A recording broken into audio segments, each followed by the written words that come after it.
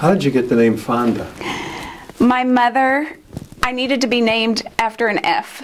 Freida Schepps, who Nathan and Freida founded the Schepps Dairy.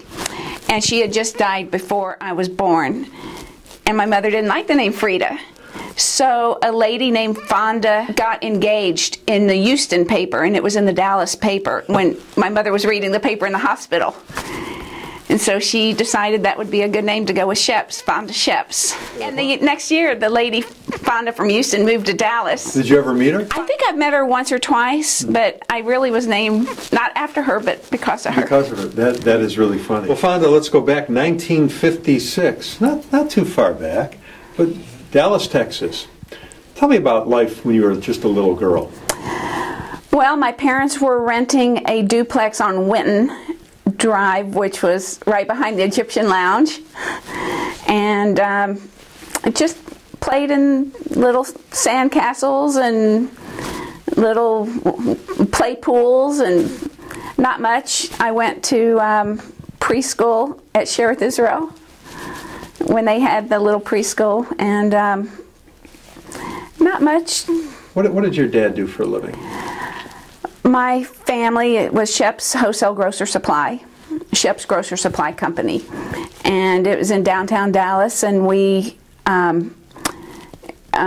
supplied all of mom and pop stores and restaurants and cafes and stuff all around Dallas. Okay. And South Dallas. Okay, now who founded that? My grandparents. Okay. Founded it in 1939 and made a lot of money in the black market during World War II with pepper and stuff. And my grandmother worked right beside him. She was a real career woman, and we kept it. So your grandfather on my father's side. On your father's side. Now, was he already in the United States? Was he born here, or did he come over? Well, my great-grandparents, Nathan and Freida Schepps, they founded Schepps Dairy in Russia. And they had 11 children. And they had half the children in Russia. And they all immigrated to Dallas, they came on the boat in Galveston. Right. From Russia, Zabaline, Russia, a couple hundred miles from Moscow. And half of the kids were born in Russia and half the kids were born in Dallas.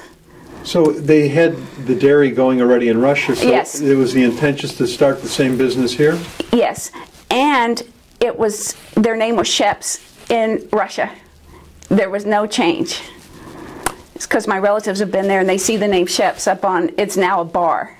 There are no Jews in Zabaline. They all came in through Galveston, and then half of my relatives stayed in Houston, and then half of them came to Dallas. And my grandfather, he didn't really like the dairy that much. So he had some other interest. I think he was in horse racing in the 30s, and he just liked the grocery business, and so that's what he decided to start. Did he ever get to see it grow as big as it got? Yes. Yes, he died from a heart attack in 1969, and my father took it over. And then my father died in 1975 in the company plane crash. He was really blowing and going. My grandfather really had it going very well, and then my father took it over and really took it to the next level, and then he died. In fact, today, August 19th, is the anniversary of his death. Oh, I'm sorry. What is it, 38 years today. And he had his pilot, he had a Cessna 421, and he had a pilot, and the pilot had his daughter, who was my same age, 18, in the plane when they all three died in Austin, Texas. Do you remember what your family did then? Well, you have to go into survival mode, but we're still grieving 38 years later. Yeah. Now, what happened to the business? We kept the business. My brother was going to be a senior at A&M, and we had just gone in May. My dad chartered a bus and had it catered with a bartender and sent out invitations, safari to Aggieland. And we all went down to A&M and watched my brother get his senior boots because he was in the Corps. There's 9 or 10 Aggies in my family. It's a big Aggie family. But my father wouldn't let me go because there were 17,000 boys and 2,000 girls at the time when I went to college. He said no. So we had the best time, and then that summer I flew with him. He wanted me to be his pilot, and I flew with him all summer long, and then the day after I went back to college, his plane crashed. Let's go back to a little bit happier time when you were young. Talk to me about high school life. Well, my father rushed me through because he couldn't wait for me to join him in the business. I actually was raised in the business, okay, from the age of 3. Every Saturday, every week, every holiday, every summer, from 3 years old on. So I really didn't do a lot of, I did like 2-week camp here or there, whatever the JCC had, or, whatever. But I was raised in the business, and I loved being with my dad, and my dad couldn't wait for me to get out of college. And I skipped my senior year in high school, and I rushed through college. And where did you go to high school? Hillcrest High School. Okay. I had 1 full year, 10th grade. 11th grade, I left at 11 o'clock to go work at the business. Right. And I graduated the summer after my 11th grade. And then where'd you go to school? I went 2 years to OU in Norman, and because I decided to graduate early, too late to apply to Texas, and my dad made a phone call and got me into OU because his business associate was best friends with Darryl Royal. They couldn't get me into Texas, but he could get me into OU. So, and my grades were good. Just Texas wouldn't bend. So I got into OU, went there, and then after 2 years, my dad made me transfer. He called me up and said, get your transcripts together and get your application, and you're moving to Texas. And I cried because I was really having a good time. I was in AE5, the Jewish sorority at OU. And so I transferred, and then the day after I started, he died in Austin. Yeah. Oh boy, that had to be a rough time. It was a very rough time. I still graduated. My brother dropped out of A&M and went to run the business, and we kept it another 10 years, and then a competitor bought us out. What about your grandparents on the other side?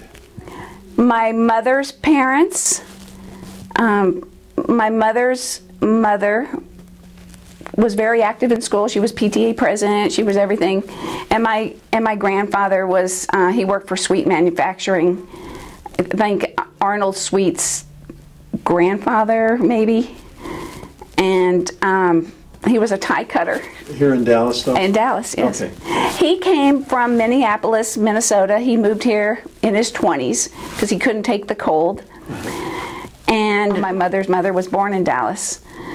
And I think her family came from Poland. My dad's father came on the boat from Russia when he was 12, so he came in 1912. And my grandmother, my dad's mother, was born in Dallas. So both my grandmothers were born in Dallas. Now, after college, did you go into the family business, or did you? The day after I graduated, I went and joined my brother, who was already there a year. I started out in the purchasing office, and I stayed in the purchasing office. We bought truckloads of cigarettes from the manufacturers and truckloads of M&Ms from Mars. I mean, we did a big volume. We had a 100,000 square foot warehouse. Wow. Downtown Dallas with a big fleet of trucks, and it was a really nice time.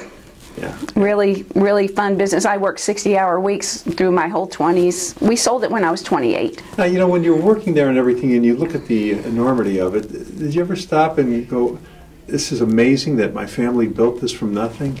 Very humble people. And we just had a very loyal trade, and it was really interesting to know all the store owners and the cafe owners and Buckner Baptist Home, the people that ran it. Just really great time. And when you walked in, we had a cash and carry, and when you walked in, it was a huge picture of my grandfather and a huge picture of my father right there when you walk in, and it was nice, and it was like the precursor to Costco's, and so it was nice. Where'd you meet your husband? Well, I was vice president of programming for the group, which was the singles part of the JCC. And he came to visit his sister for a couple weeks in Dallas, and she brought him to a party that I gave, because I used to host a lot of stuff. I made the events, I hosted them, I did a lot. It was really a very active group, and he came and we met and we dated every night for that 2 weeks, and then long distance, and then he moved to Dallas. And where was he from? Well, he's third generation San Antonio. His family had a three-generation jewelry store in San Antonio called Alamo Jewelry, across the street from the Alamo. And he never liked the jewelry business, so he left the day after he graduated high school and went to North Texas, and he always liked it up here. And he got sent to Austin to run a commodity firm, High Knoll Commodity, out of Chicago. And somebody wanted to buy it from him, so he sold it and went into pet health insurance way before there was ever pet health insurance, and it was just a little too early for his time. And then he got a job at Merrill Lynch in Dallas, and he's been there 28 years at the Galleria. Tell me more about your community involvement in the Jewish community. Always have been active. And I kind of take after my dad. My dad was extremely active in the Jewish community in his short little 44 years, because he did a lot in 44 years.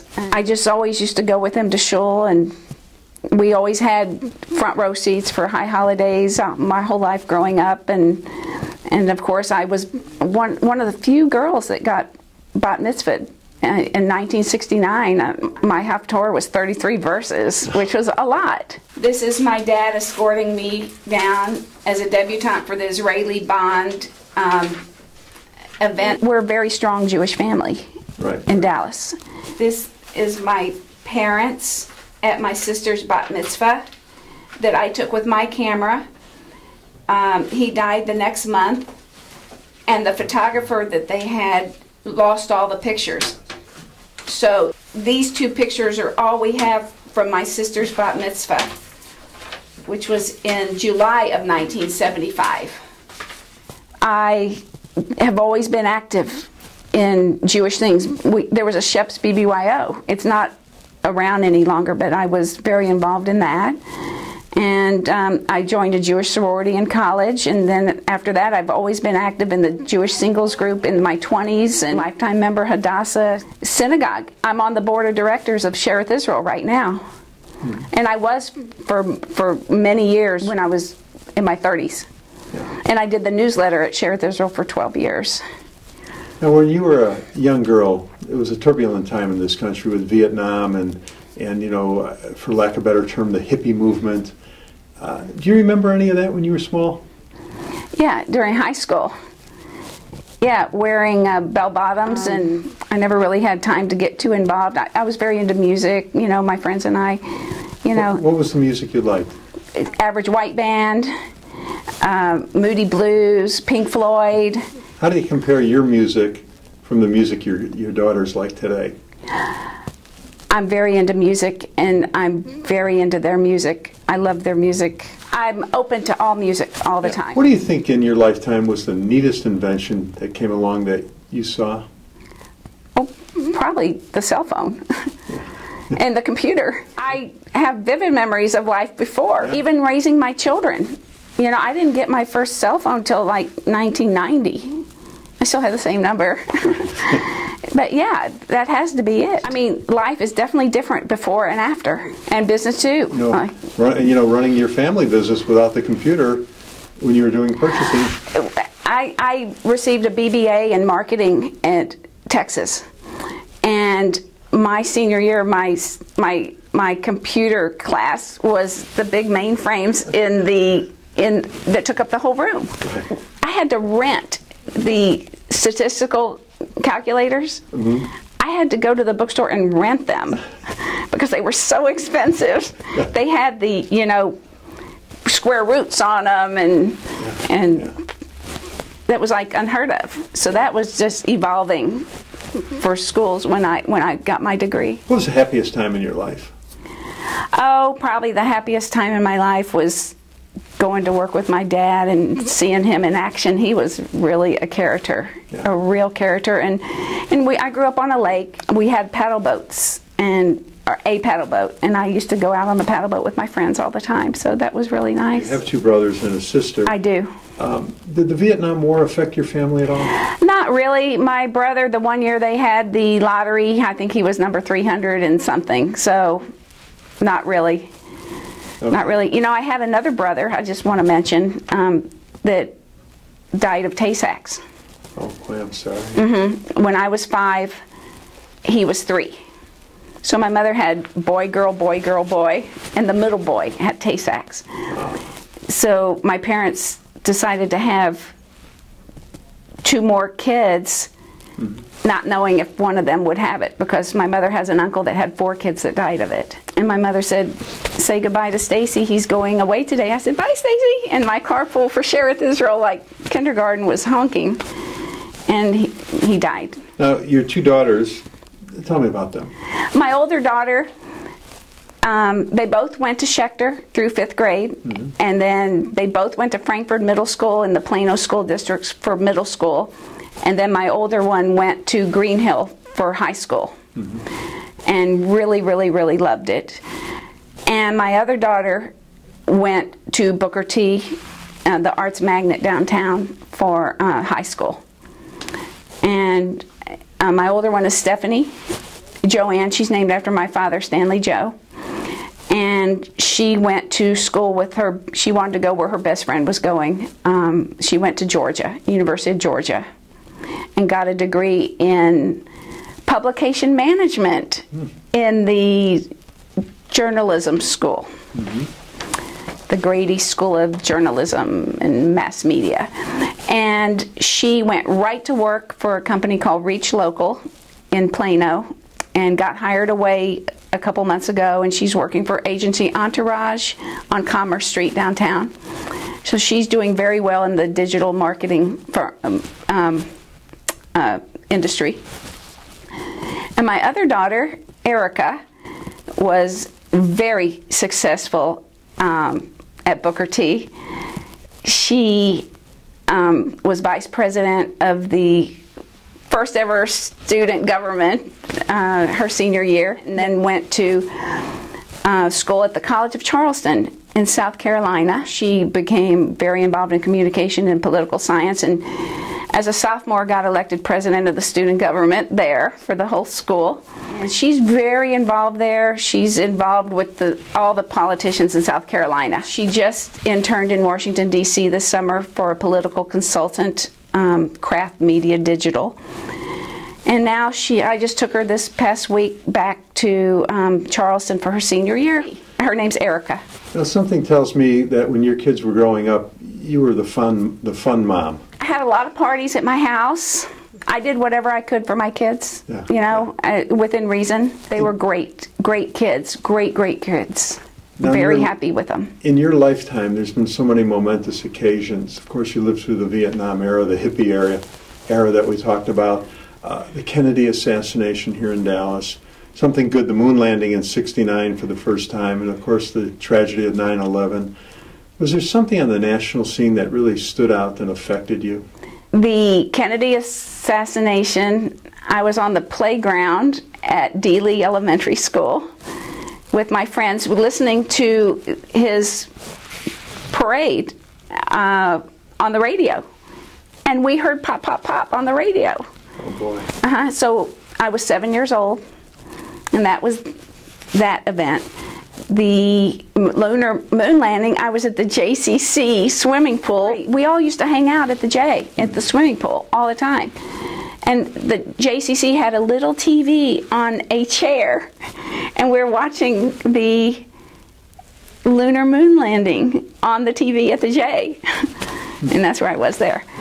And 9/11, I was at home. I had just got back the night before from a long weekend in Padre Island with some girlfriends, and this was the next morning. And that's the last time that the airport was easy. You know, it was like nothing. We were on Southwest Airlines. In Padre, there was no like checking anything, and everything changed after that. What advice would you like to leave for the next generation? Study hard. I recommend doing everything you can to get the best grades you can as early as you can. You know, starting probably 8th or 9th grade, yeah. Well, thanks for doing this today. You did a great job. Okay.